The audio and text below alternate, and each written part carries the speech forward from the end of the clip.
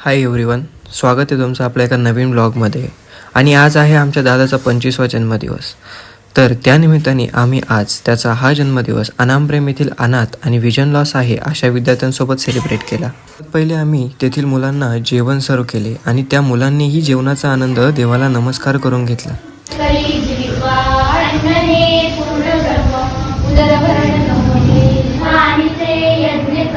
नंतर आम्ही तेथील सर्व कामकाजे पाहतात असे आपले आनंद माळवे दादा त्यांनी आम्हाला त्यांच्या स्नेहालयातील सर्व ॲक्टिव्हिटी दाखवायला चालू केल्या.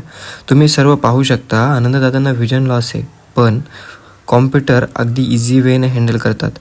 त्यानंतर आनंददादांनी आम्हाला त्यांची लायब्ररी दाखवली आणि त्यांची रीडिंग लँग्वेज कशी आहे ते दाखवलं.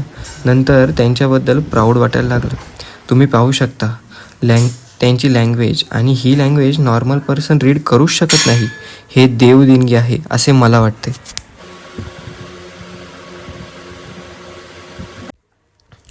लायब्ररीमधून त्यांनी त्यांची जी लँग्वेज वाचून दाखवली, कशी वाचतात हे दाखवलं. त्यानंतर त्यांचा प्राऊड वाटलाच. परंतु त्यानंतर आम्ही सर्वांनी आनंददादासोबत गप्पा मारल्या आणि गप्पा मारत असताना त्यांनी त्यांची जर्नी सांगितली आणि त्यांची जर्नी ऐकून त्यांना मला एक सलाम करावा असं वाटतो आणि ती जर्नी तुम्हीही ऐकावी.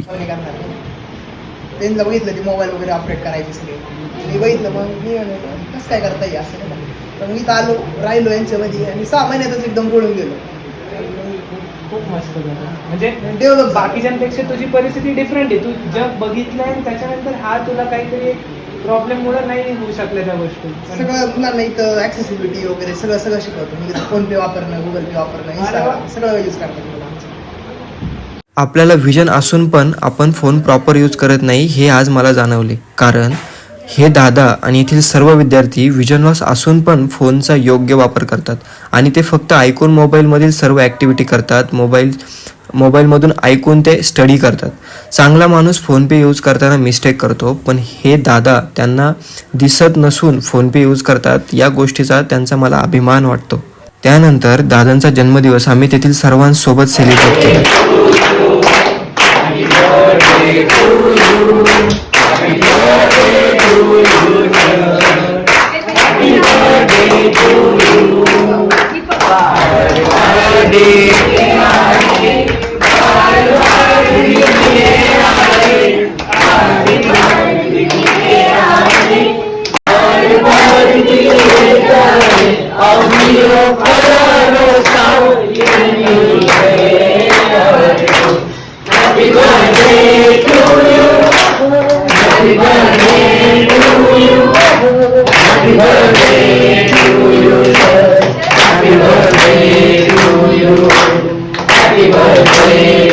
अपॉर्च्युनिटी भेटली की मी तुम्हाला सगळ्यांना वाढू शकलो आज जेवण, तर मला खूप आनंद होतो. मी सकाळीच येऊन सांगून गेलो होतो की संध्याकाळचं जेवण आपल्याकडनं असलं पाहिजे आजचं. आज माझा वाढदिवस आहे आणि युजली मला ह्या सगळ्या गोष्टी थ्रू तुमच्या सर्वांसोबत हा वाढदिवस मनवता आला, त्याच्यामुळे मला खूप खूप आनंद होतोय. त्याच्यानंतर कम्प्युटर लॅब दाखवली. मला कळालं की तुम्ही सर्वजण फोन आणि फोनमध्ये फक्त तेवढंच नाही, गुगल पे, इंस्टाग्राम सगळं वापरतोय. मग आपण आता सर्वजण सोबतच आहोत असं काही नाहीये. आणि तुम्हाला जो पण प्रॉब्लेम आहे, ज्यासाठी पण गरज लागते, मी दादाला सांगितलं कुणाला रायटर वगैरे पाहिजे पुण्यामध्ये, नगरमध्ये, तर मला नक्की कळवा. आणि मला खूप आनंद झाला. त्यानंतर दादाने तेथील सर्वांचे आभार व्यक्त केले व त्यांना गायडन्स स्वरूपात माहिती दिली. आणि दादा, मला आज तुझाही खूप प्राऊड वाटतो, कारण तू ॲडोबे सारख्या नामांकित कंपनीमध्ये खूप मोठ्या प्लेसवरती काम करत असूनही या सर्व विद्यार्थ्यांसाठी तुझ्या लाईफमधील एक दिवस काढलास, तुझा वेळ काढलास आणि त्यांना सपोर्ट केलास, त्यांना प्रेरणा दिलीस. तुझ्यामुळे आम्हालाही एक नवीन अशी प्रेरणा भेटली. प्राऊड ऑफ यू दादा.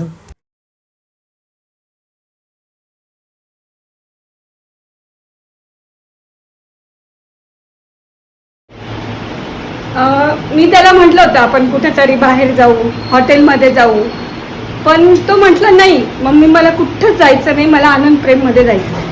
कारण तो म्हणतो की मला त्याच्यामध्ये आनंद आहे.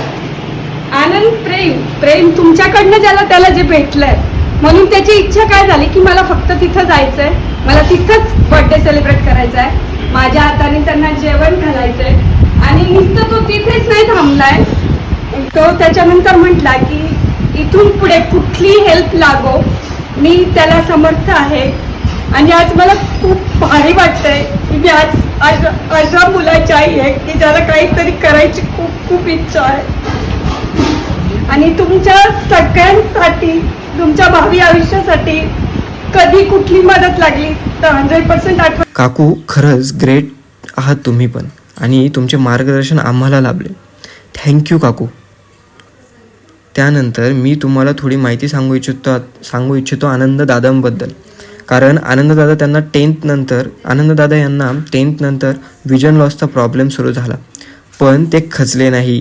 त्यांनी त्यांचे शिक्षण चालूच ठेवले आणि नंतर 11 केलं, 12th केलं. नंतर निवाड्स येथे कॉलेजमध्ये ॲडमिशन घेऊन इकॉनॉमिक्स सब्जेक्टमधून मास्टर केले आणि आत्ता मास्टर करून MPSC UPSCची तयारी करत आहेत.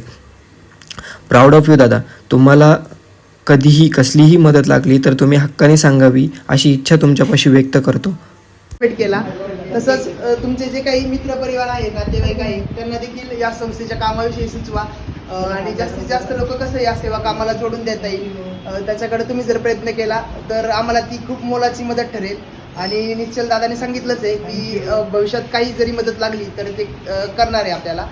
आणि पुन्हा एकदा निश्चल दादाला वाढदिवसाच्या हार्दिक शुभेच्छा. धन्यवाद. मी तुम्हाला विनंती करतो, एकदा टाईम काढून तुम्ही अनामप्रेम संग्रहालयाला व्हिजिट करावी. तुम्ही असे केले तर तुमच्या लाईफमधील सर्व प्रॉब्लेम आणि दुःख विसरून जाल नक्की. आणि मला वाटते मित्रांनो, आपण आपला जन्मदिवस अशा लोकांसोबत सेलिब्रेट करावा. आणि तुम्हाला पॉसिबल असेल तर तुम्ही नक्की अनामप्रेम येथे एक व्हिजिट करावी. आणि मी म्हणतो म्हणून नाही तर तुम्हाला हे सर्व पाहिल्यानंतर काय वाटले यासाठी तुम्ही येथे व्हिजिट करावी. सर्वांचे थँक्स, सर्वांनी हा व्हिडिओ शेवटपर्यंत पाहिला. थँक्यू.